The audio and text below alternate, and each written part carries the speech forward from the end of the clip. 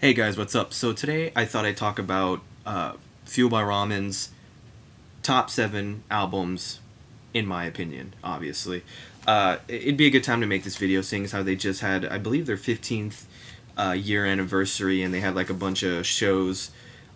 Each of the shows would have different bands that they've had throughout the years, and they play shows, and they played I think like 3 days worth of shows. It was really cool. A lot of bands that had been either broken up or on hiatus came together and played, so it was pretty cool. So I'm gonna go through these 7. I picked 7 because I could have went with 5, but I think these 7, in my opinion, are my favorite. They're just awesome.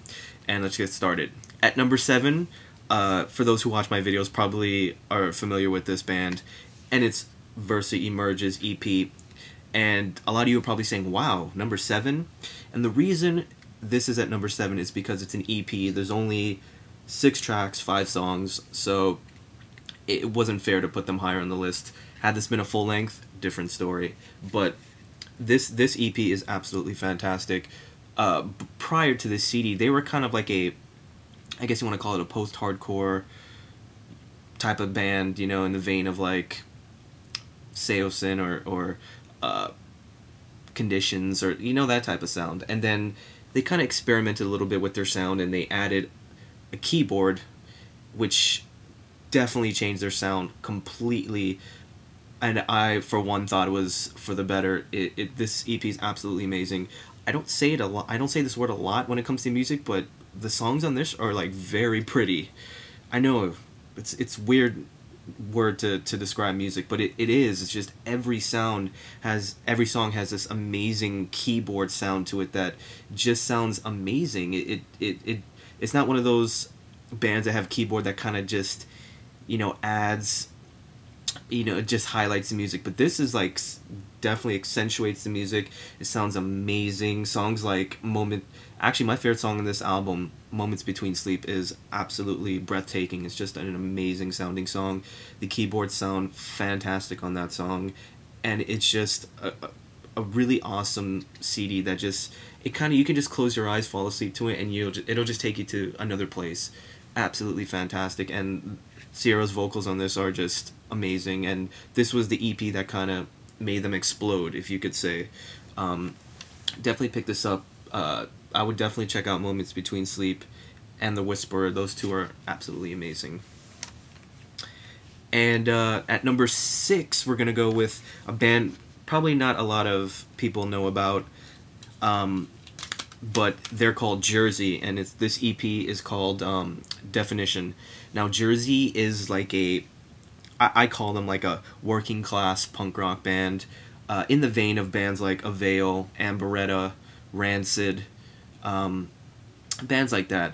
You know, they have like a kind of like a punk, like an old school punk rock sound, heavy on bass, scruffy vocals, gang vocals, fast punk tempos. It's just amazing. It's really hard to describe unless you just pick it up and listen to it. They're fantastic. It's a lot of, you know, uplifting songs, kind of like if Bruce Springsteen was punk rock, his backing band would be Jersey for sure. Very cool. Also, if you're into like hot water music or even the Gaslight Anthem, you'll probably like Jersey. Very good. They're from Toronto, Burlington, Ontario. Well, I shouldn't say Toronto, but Burlington, Ontario, and they're really good. Unfortunately, they broke up, but this EP was fantastic. 5 songs, all 5 are energetic, full of gang vocals, sing-along songs, just fantastic to blast on your stereo and just, you know, fist pump to. Very good. It's unfortunate that they did break up, but they were a fantastic live band and just overall great punk rock band. So definitely, Definitions is an awesome EP, and that's number 6. These next 5 you'll probably all know and predict, but at number 5 I'm going to go with Panic at the Disco's A Fever You Can't Sweat Out. This album is insane. It's just awesome from beginning to end. What I thought was clever about this band is, or this album, is the first half was like electronic, dancey, pop punk type of sound, which almost every band after this CD came out tried to copy. And then the second half was more of like this old school vaudeville, very different sounding rock album. Most of their hits, no, actually all their hits from this CD came from that section. I personally like the beginning half better. I thought they did that whole dancey electronica pop thing better than anybody.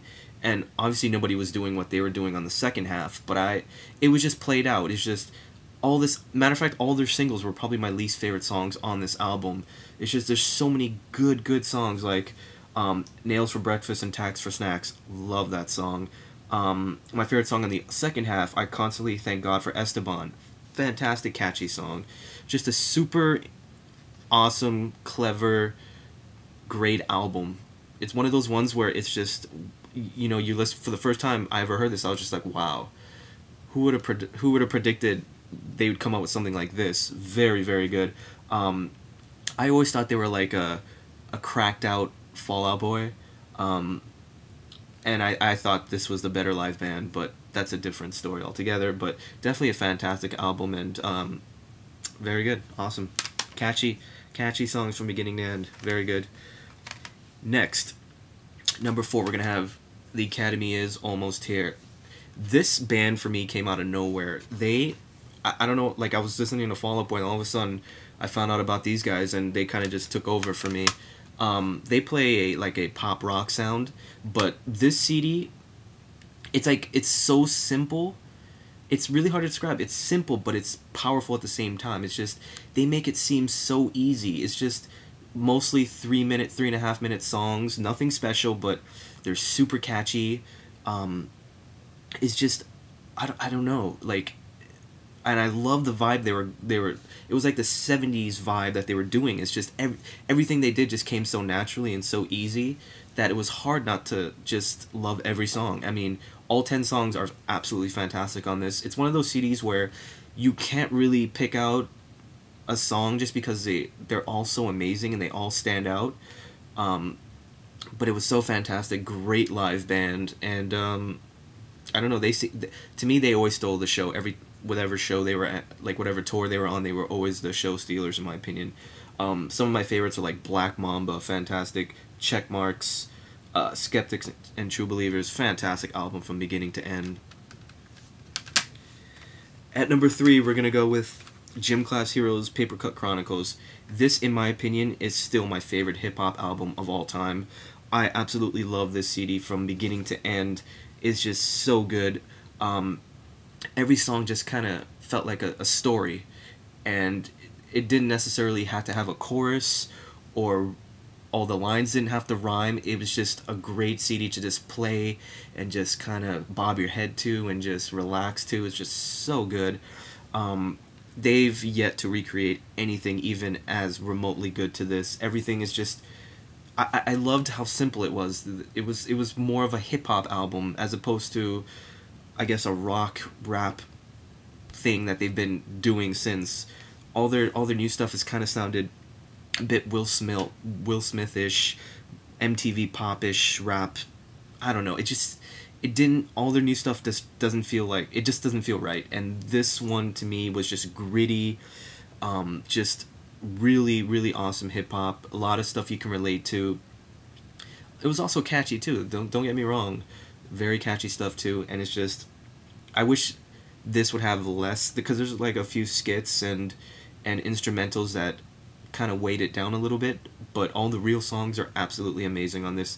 Check this album out. Absolutely fantastic. There's a reason why they're coming out with the Paper Cut Chronicles too. There's a reason. At number 2, my number 2 and number 1 were hard, but you know, I'm sticking with these. At number 2 is Paramore's Riot. I'm the first time I ever heard of Paramore was, I heard Here We Go Again. It was the first thing I ever heard, and when I heard it, I was like, these guys are gonna be huge. It was just something about them, and wouldn't you know it, they're absolutely humongous. But I liked their first album. To me, it felt a little bit on the alternative side, but this one they stepped it up a notch.